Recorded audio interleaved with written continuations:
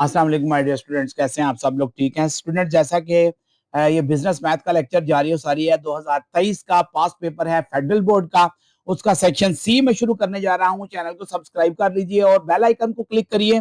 बहुत जरूरी क्वेश्चन है और ये क्वेश्चन इंशाल्लाह एग्जाम में आई है। ये सेक्शन सी की तरफ चलते हैं, जिसके टोटल मार्क्स हैं 16। कितने मार्क्स हैं? 16। और दो क्वेश्चन आपने करने हैं और एक क्वेश्चन की वैल्यू जो है वो है 8 और ए बी दोनों करेंगे।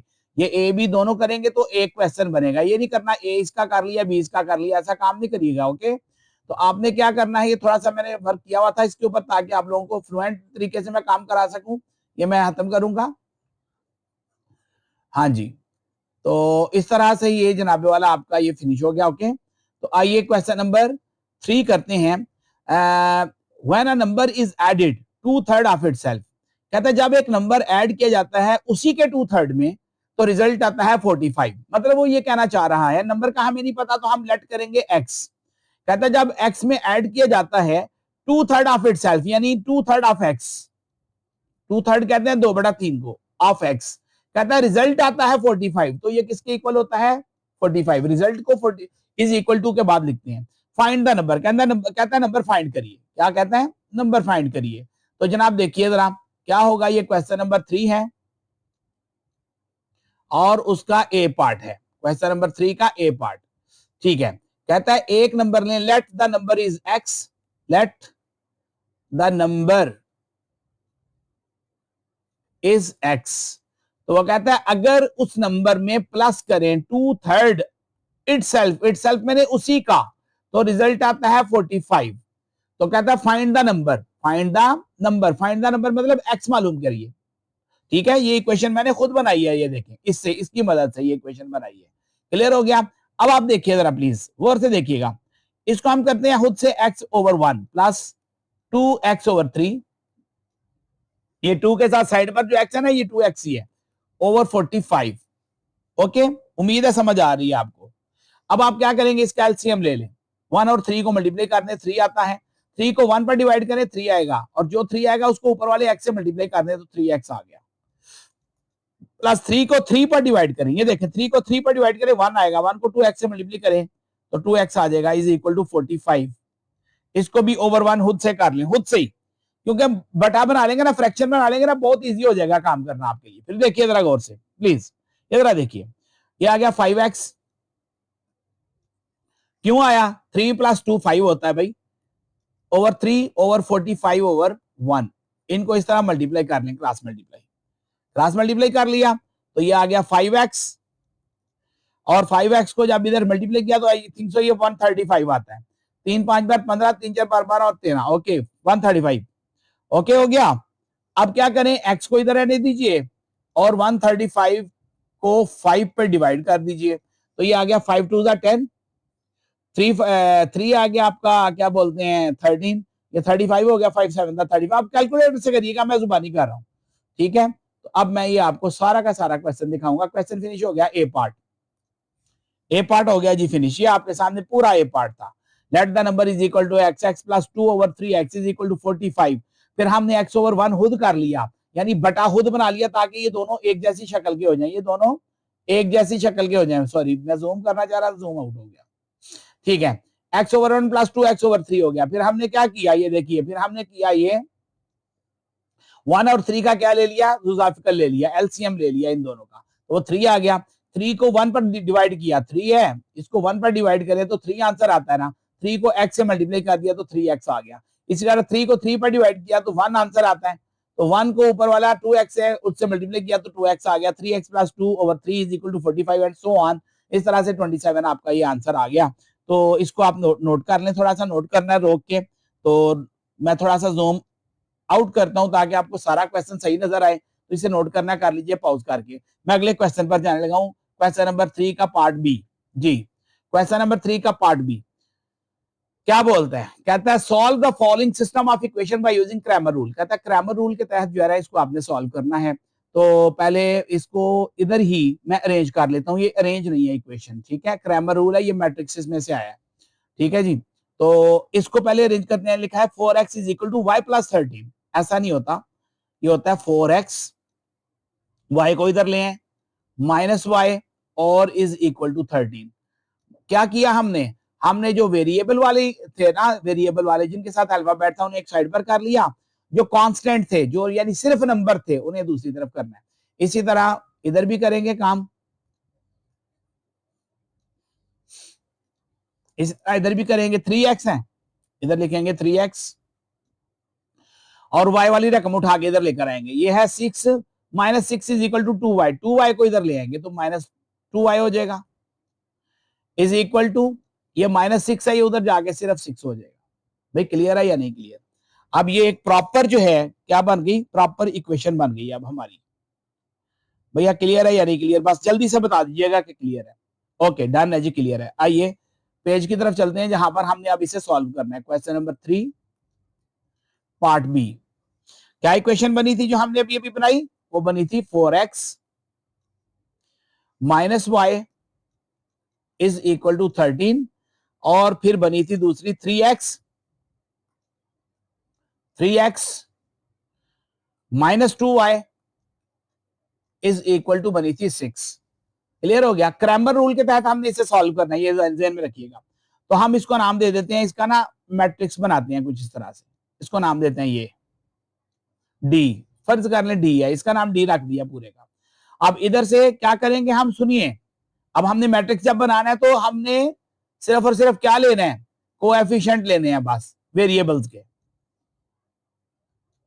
ये जिनको मैंने अंडरलाइन किया। आप देखिए एक्स नहीं लेना, इधर सिर्फ लिखना है 4 और ये माइनस वाई है तो इधर लिखेंगे -1, क्योंकि वाई के साथ कोई नंबर नहीं है ना तो -1 डाल दिया, क्योंकि वाई के साथ माइनस है। ये अभी नहीं लेना। फिर उसके बाद देखिए 3x माइनस 2y है तो इधर लिख लेंगे 3 और -2y है इधर लिखेंगे -2 और इज इक्वल टू में एज इट इज लिख लेंगे 13 और 6, इनको भी इस तरह मैट्रिक्स में ले आएंगे। भैया क्लियर है या नहीं क्लियर? समझ आ रही है? अब देखिए गौर से देखिए, ये वैल्यू है x, ये वैल्यू है y। वो कैसे? 4x और 3x था ना, इसलिए इस वैल्यू का नाम रखा है x और y। अब हम एक और चीज जनरेट अभी कर लेते हैं इकट्ठा, फिर बाद में सॉल्व करेंगे। देखिए अब हमें निकालना है dx। क्या निकालना है? dx। इन्हीं की मदद से मैट्रिक्स बनाना है। अभी सॉल्व नहीं शुरू किया, अभी हम वर्क कर रहे हैं उसके ऊपर, फिर सॉल्यूशन बाद में होगा। देखिए जरा गौर से, dx चाहिए तो x है ना, तो ये x को एलिमिनेट करने, यानी ये वाला हिस्सा जो है ये एलिमिनेट हो जाएगा। ये 4 3 जो है dx जब निकालना है ये एलिमिनेट होगा और इसकी जगह पर ये आ जाएगा कांस्टेंट, c फॉर कांस्टेंट, यानी यहां आ जाएगा 13 6, y एज इट इज रहेगा -1 -2, यानी एक मैट्रिक्स बना जिसका नाम है dx।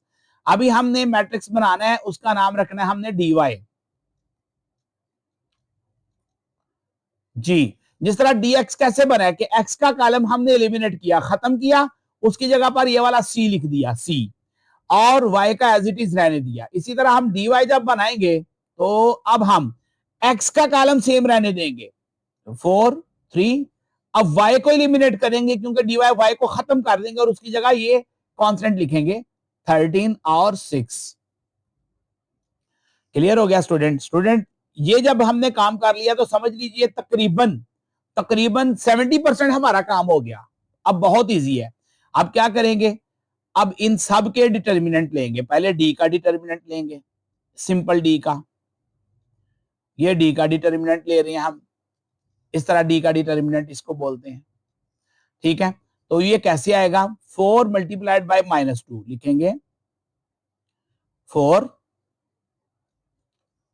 Multiplied by -2 bracket minus into, अब -1 मल्टीप्लाइड बाय 3, -1 मल्टीप्लाइड बाय 3, ये किसके इक्वल आता है, 4 2 जा -8 एंड -1 3 जा माइनस माइनस प्लस हो गया +3, तो जनाब ये -5 आ गया आपका। यानी आपने पहले डी का डिटर्मिनेंट लिया जो कि -5 आया, फिर आपने dx का डिटर्मिनेंट लेना है उसी तरह ही जिस तरह मैंने डी का निकाला है, फिर dy का लेना है, फिर आगे x और y की वैल्यूज खुद निकल आएंगी।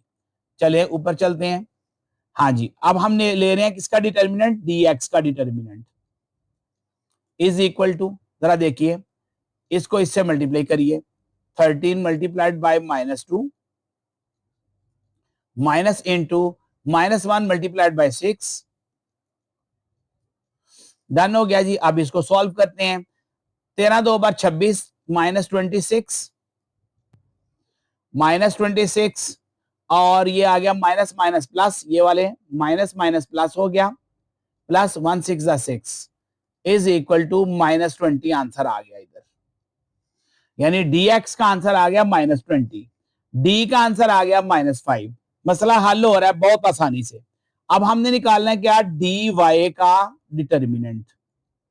ये dy का डिटर्मिनेंट इस तरह से इसको मल्टीप्लाई कर दें, 4 को 6 से मल्टीप्लाई कर दें, 4 मल्टीप्लाइड बाय 6 माइनस इंटू 13 को 3 से मल्टीप्लाई कर दें तो आ गया 39। सॉरी जी। अब इसको सॉल्व कर दीजिएगा, 4 6 24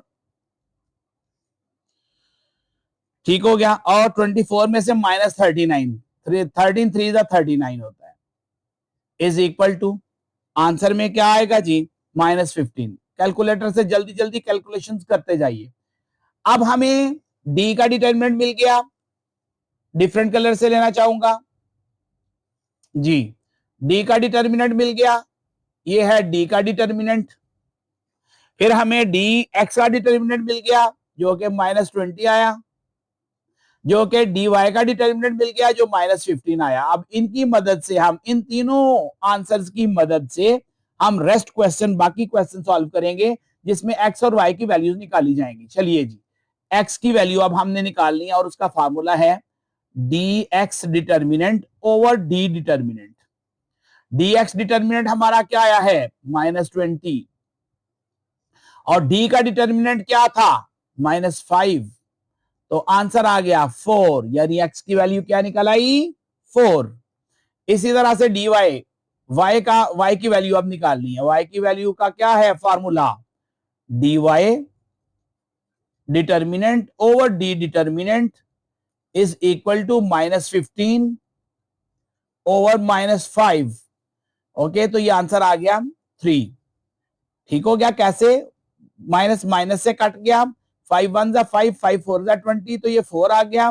माइनस माइनस से कट गया, 5 1 जा 5, 5 3 जा 15, तो ये 3 आ गया। तो x is equal to 4 and y is equal to 3। तो इस तरह ये आपका क्वेश्चन अपने इख्तिताम को जा पहुंचा स्टूडेंट्स। तो आप देख सकते हैं ये सारा क्वेश्चन आपके सामने है, छोटा सा क्वेश्चन है, प्यारा सा क्वेश्चन मैंने सॉल्व किया है जिसमें आपको जरा बराबर भी परेशानी नहीं रहनी चाहिए। ये देखें, यहाँ से स्टार्ट हुआ था, सारा को जो जो किया मैं आपको साथ साथ बताता रहा और साथ साथ में करता रहा। तो ये हो गया क्वेश्चन नंबर 3 का बी पार्ट भी। तो आइए बगैर कोई देर किए क्वेश्चन नंबर 4 के ए पार्ट की तरफ चलते हैं। ये है क्वेश्चन नंबर 4 और इसका है A part. What is the rate of interest, कहता रेट ऑफ इंटरेस्ट फाइंड करिए इफ 7500 बिकम्स, सॉरी इसको पहले मैं खत्म कर लूं, इससे पहले ही हमें डिस्टर्ब करे ना, इसलिए इसका खत्म होना जरूरी था। हाँ जी, कहता है what is the rate of interest, यानी हमने ये चीज ये चीज निकालनी है, रेट ऑफ इंटरेस्ट ये। और इसका जो आंसर होता है ना स्टूडेंट, रेट का वो परसेंटेज में होता है, वैसे मैंने बता दिया।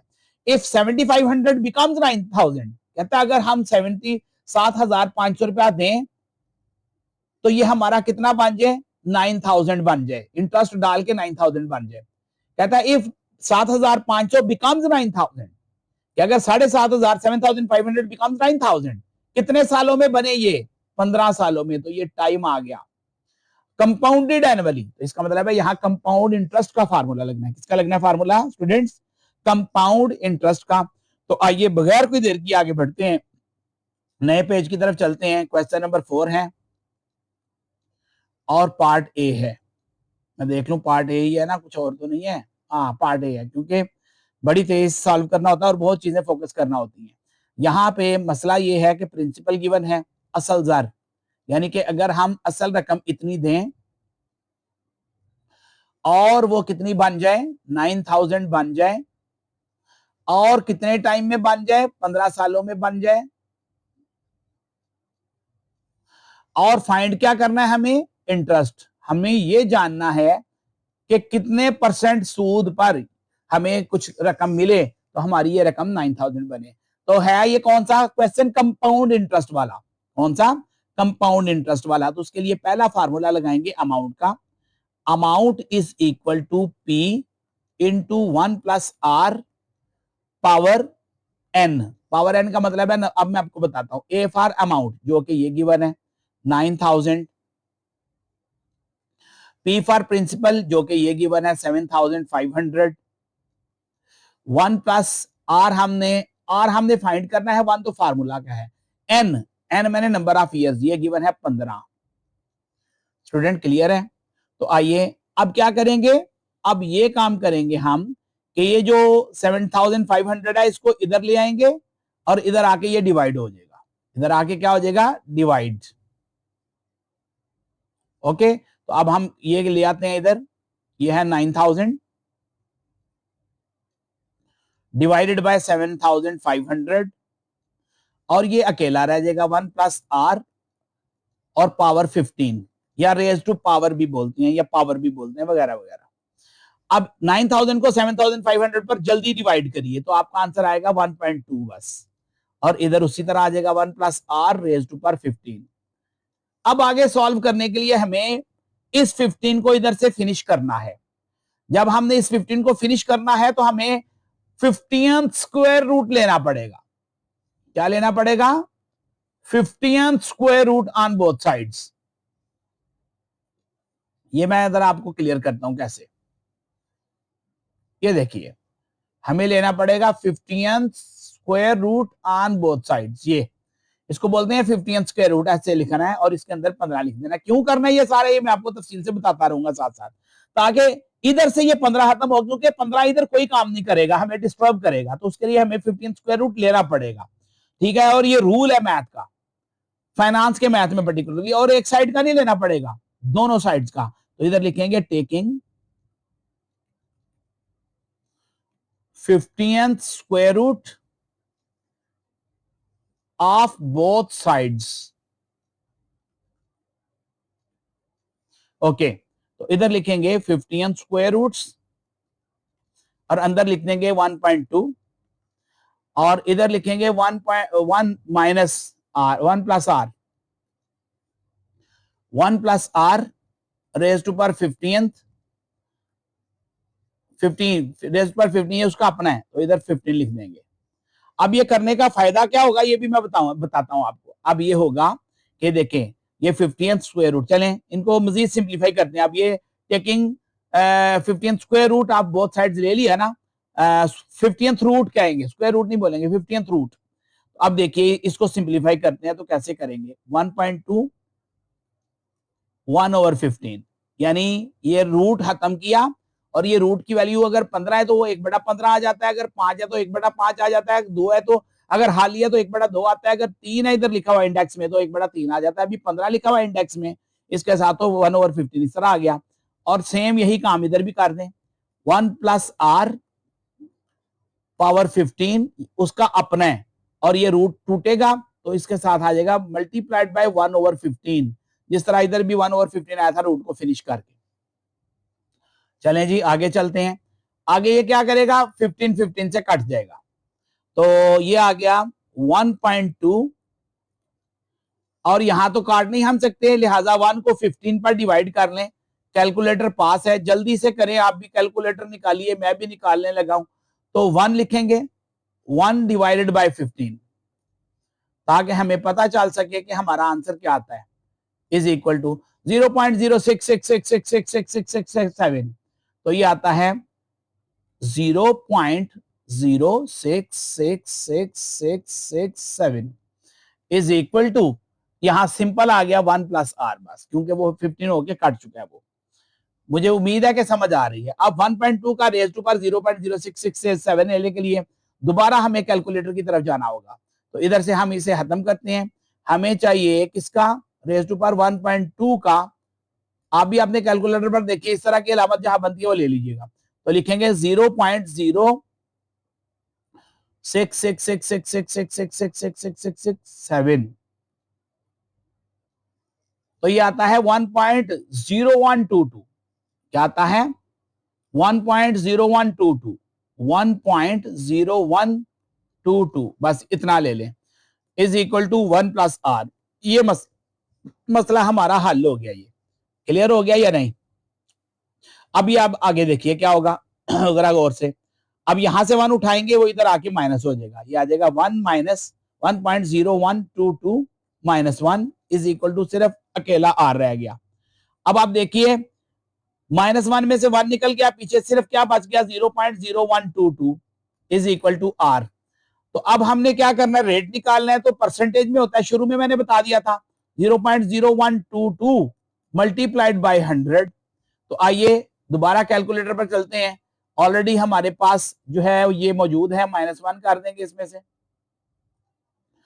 तो इसको हम 100 से मल्टीप्लाई कर देंगे अब सारी अमाउंट को, तो आंसर आ गया 1.22%। 1.22% स्टूडेंट, ये आपका आंसर आ गया इसका। ठीक है जी, मैं थोड़ा सा जूम आउट करता हूँ, काफी तेजी से मैंने काम करवाया, जहां से आपको समझ नहीं लगेगी वो मैं आपको, मुझे पता चल गया कि कहां से आपको समझ नहीं लगनी। ठीक है, तो आइए मैं जरा इसको जूम इन करके, ये देखिए सबसे पहले तो ये जनाब वाला गिवन था, जो गिवन था, फिर फार्मूला लगाया, फार्मूला के बाद वैल्यूज लगाई, वैल्यूज के बाद हमने ये 7500 को इधर लाके डिवाइड किया, तो ये 1.2 ने जन्म ले लिया इधर से, ये एज इट इज रहा। फिर इधर 1.4 आर रेज्ड टू पावर 15 चलता आ रहा है क्योंकि 15 साल है। फिर हमने इस 15 को खत्म करने के लिए 50th स्क्वायर रूट लिया, taking 50th square root of both sides. कई लोग लॉगरिथम लेते हैं, लेकिन लॉगरिथम जो है ना लेंथी भी हो जाता है और कॉम्प्लिकेटेड, और बाद एक्यूरेट आंसर नहीं आता। तो जो पावर हो इधर उस तरह का रूट आप ले लें, taking 50th root of the both sides लिया, दोनों के ऊपर ये डाल दिया 50th रूट जो है। अब ये तो 50th रूट के साथ कट गया, वो कैसे कटा उसको मैंने खोल के काटा, ये किया, ये लिया, उसके बाद 1.2 1 ओवर 15, उसके बाद 1 प्लस आर, और ये इसका अपना 15 और रूट उठा दिया, तो ये आ गया हमारा 15 मल्टीप्लाइड बाय 1 ओवर 15, 15 से काट गया, 1 प्लस आर रह गया, 1 को इधर ले जाके हमने माइनस किया, 0.0122 रह गया। फिर उसके बाद क्या हुआ, जो 0.0122 आया जो भी करके, ये देखिए हमने यहाँ पे क्या किया था, 1 को 15 पर डिवाइड किया था, तो ये अमाउंट आई थी, ये अमाउंट हमारी 1 को 15 पर डिवाइड करने से आई थी, 1 डिवाइडेड बाय 15 किया था, तो ऊपर आया था 0.0666, नॉन टर्मिनेटिंग थी ये, तो इतना लिख के तो हमने ऐसे किया था, तो यहां से ही आया था ये। फिर इसका हमने रेज्ड पर कैसे लिया था, जो कैलकुलेटर के ऊपर इस तरह का बटन होता है ना, ये 1 पॉइंट लिख के फिर उसके बाद इस बटन को प्रेस करिए और उसके बाद लिखिए 0.66666667, तो आपका आ जाएगा 67, ये आएगा आपका निकल के। जब आपका ये निकल के आएगा, उसमें से आपने ये वाला 1 इधर ला के माइनस किया, तो अकेला 0.0122 रह गया, उसको 100 से मल्टीप्लाई किया, तो इस तरह आपका आंसर आ गया। नहीं समझ लगी तो बता दीजिए, उम्मीद है 100% आपको इसकी समझ आ गई है। तो इसको नोट कर लें, नोट करना है, थोड़ा सा मैंने दूर किया है इसको, तो आप इसे अच्छे तरीके से नोट कर लीजिए। ये ले नोट कर लें, ओके। तो आइए अब क्वेश्चन नंबर 4 का ए पार्ट था, आइए क्वेश्चन नंबर 4 का बी पार्ट।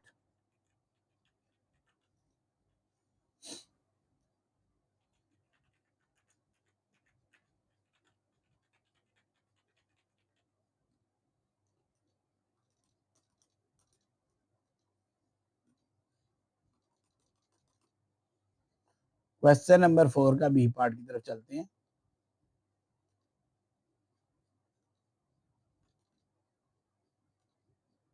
जी, ये आ गया क्वेश्चन नंबर 4 का बी पार्ट, देखते हैं जी।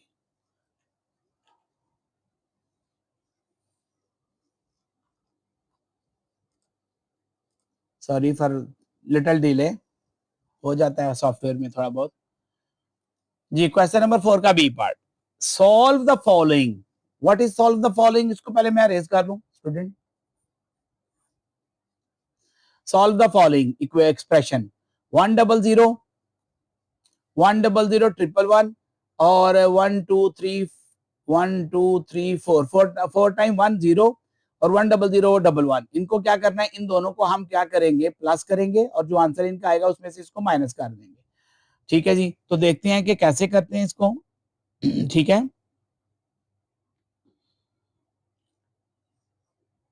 इस क्वेश्चन को सॉल्व करते हैं, इधर ही थोड़ा सा ऊपर कर लूं, या इधर ही कर देता हूं मैं सॉल्व, इधर कुछ नीचे आ जाएगा, नो वरीज। अब देखिए 1 0 0 और 3 दफा 1 1 2 3 और बेस है 2 और आगे आ गया 0, इसकी भी बेस 2 है और 4 दफा 1 1 1 एंड 1 और इनको करना है हमने प्लस और लेते हैं रेडिंग का। 1 में 0 प्लस किया, इनको ना प्लस कर दिया, ये बेस है। 1 में 0 प्लस किया 1 आ गया, 1 में 1 को प्लस किया तो 2 आया, तो 2 को फैक्टराइज करें इस तरह से, 2 1 जा 2। अब ये वाला 0 इधर आ जाएगा और ये वाला 1 कैरी चला जाएगा, ये 0 इधर आ गया और ये 1 इधर कैरी चला गया। अब ये बन गया 3, 3 को भी फैक्टराइज करिए, 2 1 जा 2 और 1 3। अब ये 3 आ गया इसका, तो 1 इधर आ जाएगा तो 1 कैरी चला जाएगा। यहाँ फिर 1 और 1 2 बन जाता है, तो फिर 0 इधर आ जाएगा और 1 इधर चला जाएगा, ये 1 इधर एज इट इज आ गया और फिर आ गया जी आपका 1 एज इट इज। तो ये आंसर आपका निकल आया 1 0 1 0, फिर ये 1 और फिर ये वाला 1, तो बेस्ट क्या है इसकी 2। अब इसमें से हमने इसको माइनस करना है इसको, तो आइए इसको माइनस करते हैं, इधर लिख लेते हैं इसको। आंसर आया हमारा 1 1 0 1 0 1। अब ये लिखते हैं 1 1 0 0 0 0 फिर लास्ट पे 1 और हमने इनको करना है आपस में माइनस। डोंट वरी, इधर भी लिखा जा सकता है, नीचे भी लिखा जाएगा। अब 1 में से 1 गया 0, अब 0 में से 1 नहीं जा सकता, हम क्या करेंगे यहां से बारो करेंगे। बाइनरी नंबर में, ये बाइनरी नंबर है ना, 2 का निजाम है। बाइनरी नंबर में जब हम बारो करते हैं यानी कि कैरी लेते हैं, हासिल लेते हैं, तो वो 2 के इक्वल होता है। 2 में से 1 गए, ये भी 1 आ गया, इधर रह गया 0 और 0 में से 0 गए, इधर 0 आ गया, इधर है ही 0, 0 में से 0 गए, इधर 0 आ गया, इधर 1 है, 1 में से 1 गए, 0 आ गया और इधर है ही 1 है, तो ये 1 बचता है। तो ये आपका आंसर आ गया ओवरऑल किसका, क्वेश्चन नंबर 4 का बी पार्ट के पहले वाले दोनों को हमने प्लस किया और जो आंसर आया उसमें से थर्ड वन को माइनस कर दिया, तो ये हमारा आंसर आ गया। भैया क्लियर है या नहीं क्लियर, क्या आंसर आया देख लें आप खुद ही, ठीक है। अब आप इसे कर सकते हैं। क्वेश्चन नंबर 5 का ए पार्ट करते हैं, इसको पहले मिटा दें ताकि टाइम ना लगे कोई भी अब ज्यादा। क्वेश्चन नंबर 5 का ए पार्ट गौर से देखिएगा स्टूडेंट्स, क्वेश्चन नंबर 5 का ए part. Find the future amount of an annuity of rupees 40,000 payable at the end of each quarter. At the end of each quarter. Done हो गया। कहता है हर क्वार्टर में कितने पैसे लगते हैं, क्या हिसाब किताब है, ये सब कुछ आप करके हमें बताइए, ठीक है। फॉर 6 years at 8% पर annum कंपाउंडेड क्वार्टरली, ठीक है स्टूडेंट। तो यहां पर हमने क्या करना है, फ्यूचर अमाउंट निकालनी है। फ्यूचर अमाउंट जब निकालनी है तो फ्यूचर अमाउंट का एक फार्मूला होता है। वो फार्मूला क्या है, वो फार्मूला मैं इधर लिखना पसंद करूंगा क्योंकि इधर मैं कोशिश करूंगा क्वेश्चन आपका सारा सॉल्व कर ए पार्ट, ठीक है। कुछ व्हाइट हिस्से में आ जाएगा, कुछ ब्लैक में आएगा, नो वरीज। अभी मैं सिर्फ इधर फार्मूला लिखने लगा हूं, फ्यूचर वैल्यू जो हमने फाइंड करनी है, फ्यूचर अमाउंट, इसको एफवी भी बोलते हैं। क्या बोलते हैं, एफवी, फ्यूचर वैल्यू। फार्मूला है इसका आर, क्या है, आर। आर ये वाला है रेगुलर पेमेंट। ये खासतौर पर ना जब किस्तों पर चीजें लेते हैं ना, तो वहां पर ये डिसाइड होता है कि भाई कितनी अमाउंट आपने मंथली पे करनी है और कितने सालों के बाद आपकी कितनी अमाउंट बनेगी। अब यहाँ हम वही अमाउंट बनाने लगे हैं कि अगर हम किसी को कोई चीज दे रहे हैं और 40,000 उसकी किस्त रख रहे हैं और उसने ये किस्तें 6 साल तक देनी है और ईच क्वार्टर का मतलब है कि हर 3 मंथ बाद, every 3 month, after every 3 month, quarter बोलते हैं उसको, आफ्टर एवरी 3 मंथ किस्त पे करनी है। तो अगर आफ्टर एवरी मंथ 3 मंथ करेगा तो साल में फिर कितनी दफा करेगा किस्त, 12 होते हैं ना महीने। अगर हर 3 महीने बाद वो किस्त पे करे तो साल में कितनी किस्तें पे करेगा, आप खुद बता दीजिएगा। तो आप बोले सर 4 किस्तें पे करेगा। अगर वो साल में 4 किस्तें पे करेगा तो साल का इंटरेस्ट कितना है उसका, 8% है। जब साल का 8% इंटरेस्ट है, सॉरी परसेंट, साल का 8% इंटरेस्ट है। ठीक हो गया, इधर से मिटाऊंगा मैं इसे, लाजिम 8% है, तो साल में कितनी दफा उसने देनी है किस्त? ये क्या, ये जो 8% है ना, ये पूरे साल का है, 12 मंथ्स का है। मगर हमने 12 मंथ में कितनी दफा किस्त देनी है? 4 दफा। तो इसका मतलब है फिर ये रेट हम जो अप्लाई करेंगे ना इसमें, वो 2% करेंगे, क्योंकि 8 को 4 पर इसलिए डिवाइड किया क्योंकि क्वार्टर पेमेंट होनी है, साल में क्वार्टरली पेमेंट उसने करनी है। और साल में 4 क्वार्टर होते हैं, 4 हिस्से होते हैं साल के। वो कैसे? क्वार्टर कहते हैं 1/4 को, 1/4 कहते हैं 3 को। 3 मंथ के बाद, हर 3 मंथ के बाद 4 क्वार्टर, क्वार्टर 4 को बोलते हैं। सिंपली ये इस तरह समझ लें आप, आपको इजीली समझ आ जाएगी। यानी कि साल में 4 दफा उसने किस्त पे किया करनी है, हर 3 महीने के बाद कह लो, वो खुद हमने डिसाइड किया हर 3 महीने के बाद। तो 4 किस्तें देनी है ना उसने फिर साल में, 4 किस्तें साल में, और कितने साल देनी है उसने? 6। तो कितनी किस्तें देगा भैया? ये देखो 6 साल उसने किस्तें देनी है, हर हर साल 4 किस्तें दिया करेगा। तो टोटल कितनी किस्तें बन रही है फिर? 24 किस्तें। ये चेंजिंग होगी इस क्वेश्चन में थोड़ी सी, कि जब हम टाइम को नोट करेंगे तो टाइम होगा 24, यानी 24 दफा। जब हम रेट को नोट करेंगे तो रेट 4% की बजाय क्या होगा? 2%। वो मैंने लॉजिक भी बता दिया क्या है। फिर हम एक फार्मूले में ये वाली अमाउंट्स, ये वाली वैल्यूज पुट करेंगे तो हमारा फ्यूचर वैल्यू निकलेगा। तो आइए मैं वो फार्मूला लिखने लगा था। तो फार्मूला है आर बड़ी bracket into 1 plus R raise to पर एन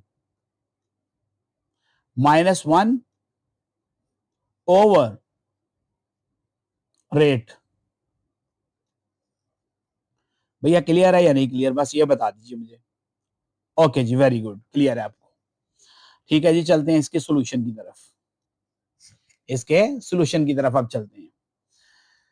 हमें अब पता है कि फ्यूचर वैल्यू हमने फाइंड करनी है, जो कि हमें बिल्कुल नहीं पता क्या है। तो इधर लिखेंगे F V is equal to 40,000 बड़ी ब्रैकेट, छोटी ब्रैकेट 1 प्लस, और आर है हमारा 2%। क्या है? 2%, यानी 2/100। तो 2/100 क्या होता है? जरा चेक कर लीजिए इधर से, मैं चला गया हूं अपने कैलकुलेटर पर। 2/100 तकसीम 100, 0.02 क्या होता है? 0.02 जी। तो 1 प्लस आर आ गया हमारा 0.02 डिवाइडेड बाय आर अगेन 0.02 था, जरा देखिएगा जी, बिल्कुल 0.02 था। 0.02 पॉइंट इधर लगा लें, इधर 02 लिख दें, 0.02, 0.02 ठीक हो गया। और इस तरह से हमने फिर बड़ी ब्रैकेट लगा दी और बाहर लिख लिया 24।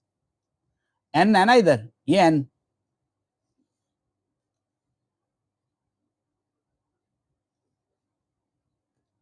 इधर लिखा -1, फिर बड़ी ब्रैकेट लगा दी और इधर लिख दिया 24। ठीक हो गया। अब इनको हम सॉल्व करेंगे, पहले इस ब्रैकेट को हमने सॉल्व करना है, ध्यान में रख लीजिएगा। चलिए ब्रैकेट को सॉल्व करते हैं। इधर लिखेंगे future value is equal to 4000। बहुत इजी है, इसको सिंप्लीफाई करते हुए आगे बढ़ जाना है बस आपने, और कुछ नहीं करना। तो ये 1 प्लस 0.02 ऐड हो गया, तो ये आ गया 1.02 -1 ओवर व्हाट? ओवर 0.02। इसको इसी तरह ब्रैकेट में करिए और रेज टू पावर 24 कर दीजिए। चलिए फ्यूचर वैल्यू निकालते हैं फिर उसी तरह ही। F V is equal to 40,000 into, अब हम 0.02 का 120.24 ले लेते हैं। चलिए चलते हैं उधर कैलकुलेटर पर दोबारा। 1.0 इसमें +1 करिए, पूरे स्टेप के साथ चलते हैं। 1.02 आ गया, इसका रेज टू पर लीजिए 24, रेज टू पर 24, ये आ गया 1.60, 1.60 84 1.6084 आ गया जी। ओके, ये आ गया, अल्लाह आपका भला करे 1.60, जरा भूल जाता हूं ना मैं, जाहिर है 1.6084, yes 6084 6084 minus 1 divided by 0.02। Clear हो गया जी।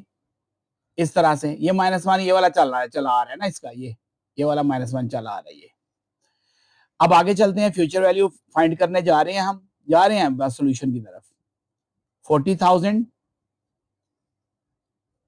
इनटू 1 पॉइंट में से 1 निकाल दिया तो आ गया 0.6084 डिवाइडेड बाय 0.02। ओके हो गया। फिर आ गया 40,000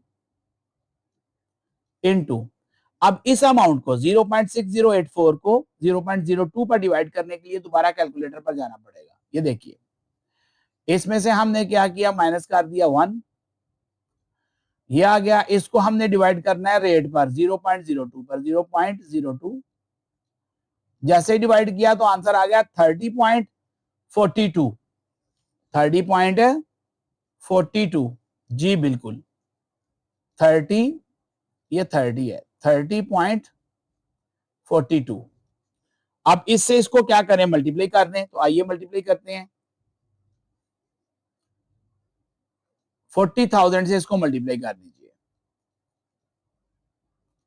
तो आंसर आ गया 12,16,874, 12,16,874, 12,16,874,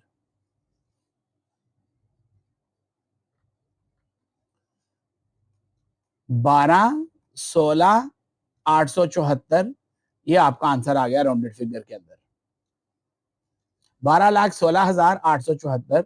तो ये आपका बन गया आंसर।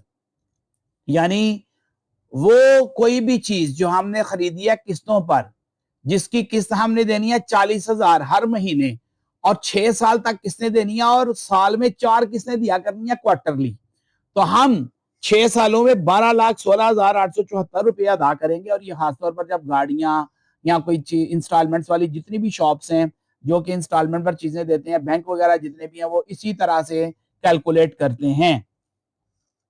ठीक है, तो ये सारा क्वेश्चन आपको इधर सामने दिख रहा है। मैं थोड़ा सा जल्दी से ना ओवरव्यू देता हूँ इसका। फ्यूचर वैल्यू हमने यहाँ निकालनी थी, उसका फार्मूला लगाया। और मैंने रेगुलर पेमेंट जो कि हमारी 40,000 थी, ठीक है, और into 1 plus R raise to power n minus 1 over R. फिर उसके बाद हमने यहाँ वैल्यूज पुट कर दी। ठीक है, इधर हमारा 6 साल थे, क्वार्टर थे, तो 6 4 बार 24, तो 24 हमारी किस्तें बनी थी क्योंकि साल में 4 किस्तें, और उधर से 8% था, तो ये 8% पर आनम था। ये देखें, ये पर आनम लिखा हुआ, इसको मैंने किया पर आनम, मैंने साल का था, 12 मंथ का था, ये लिखा भी। 8 को 4 पर डिवाइड किया तो एक किस्त पर हमारा इंटरेस्ट बनता था 2%, इसलिए इसे 2% को हमने यूज किया।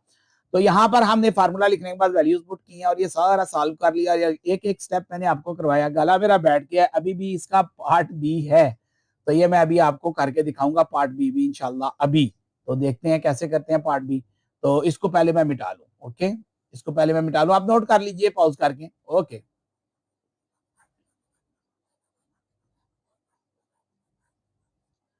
जी इसको मैं जूम इन करूं, जी बिल्कुल, ये आ गया जूम इन करके। कहता है express express 4 into this and -1/2 into this as a single matrix.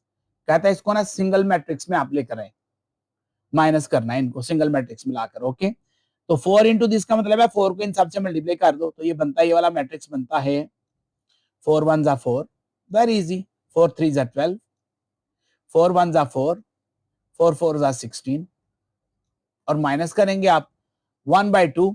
अब 8 को 2 पर तकसीम करो तो आता है 4, 4 को 2 पर तकसीम करो तो आता है 2, और 4 को 2 पर तकसीम करो तो आता है 2, 8 को 2 पर तकसीम करो तो आता है 4। क्लियर? अब देखो ना 1/2 का मतलब है 1/2 मल्टीप्लाइड बाई 8, मतलब इस तरह 1/2 मल्टीप्लाइड बाई 8, सही है। तो 2 1 जा 2 2 4 जा 8। तो इसी तरह मैंने इन तीनों के साथ भी यही काम किया जुबानी। आपको समझ आ गई होगी। अब इन दोनों को माइनस कर दें, इन दोनों को माइनस करें आपस में, तो वैल्यू निकल आएगी आपकी 4 माइनस 4, 12 माइनस 2, 4 माइनस 2, 16 माइनस 4, यानी टर्म टू टर्म चले हैं, इसमें से इसको, इसमें से इसको, और 4 में से 2 को, 16 में से 4 को। तो आइए क्या आंसर आता है देख लेते हैं। सवाल हल हो गया।